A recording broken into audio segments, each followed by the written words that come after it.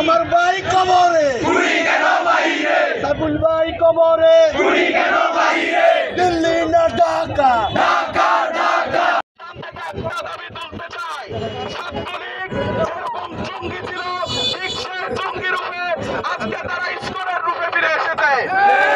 আমরা বাংলাদেশের কোন সনাতনী ধর্মের বিরুদ্ধে নয়, আমরা স্বাধীন সার্বভৌম রাষ্ট্র।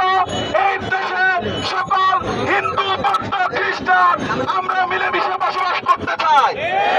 আজকে ইসকন নামে এই জঙ্গি সংগঠন আমাদের দেশে একটি সাম্প্রদায়িক দল লাগাতে চাচ্ছে।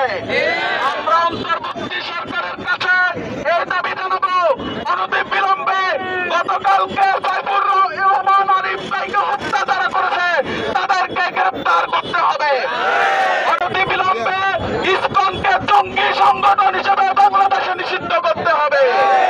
এবং আমরা স্পষ্টভাবে বাংলাদেশ ইসলামী ছাত্র শিবির সহ আজকের এই প্রতিবাদী মিছিল থেকে আমরা এটাই জানাচ্ছি, মানববন্ধন থেকে আমাদের বক্তব্য স্পষ্ট করছি, এটি দ্বারা আমাদেরকে কোনোভাবে উস্কানোমূলকভাবে আমাদেরকে কোনোভাবেই ধৈর্যহীন হওয়া যাবে না।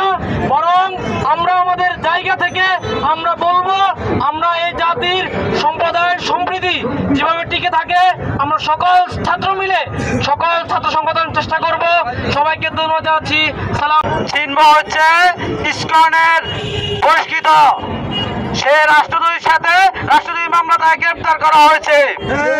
আপনারা জানেন কালকে ইসকন নামে সংগঠন যেভাবে চট্টগ্রাম আদালতে যেভাবে হামলা চালিয়েছে এটা আসলে নিন্দনীয়। যদি চিহ্ন যদি নিরপরাধ হয়ে থাকে তারা আইনিভাবে লড়াই করবে। আমরা বিগত সময় দেখেছি বাংলাদেশে বিভিন্ন দলের জামাত বলেন, বিএনপি বলেন, হেফাজত বলেন, বিভিন্ন সংগঠনের নেতাদেরকে গ্রেপ্তার করা হয়েছে। তবে আদালতে এভাবে হামলা আমরা কখনো দেখি নাই। কালকে যে হামলা করেছে সেটা আমাদের দেশের মধ্যে একটা দাঙ্গা সৃষ্টি করার জন্য হামলা করা হয়েছে।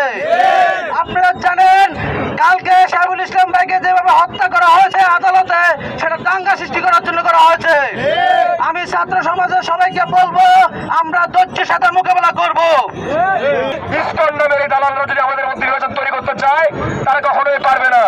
ইন্ডিয়া থেকে বসে মোদীর সাহায্যে আপনি বাংলাদেশে দাঙ্গা লাগাবেন, সুতরাং আপনার এই আশা কখনোই পূর্ণ হবে না।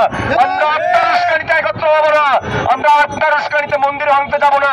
আমরা বাংলার মুসলমানরা মন্দির সুরক্ষা যেরকম দিতে পারি আমরা ইসকনকে সেরকম ধ্বংস করে দিতে পারবো। বাংলার মাটিতে ইসকন জায়গা দিতে পারবে না।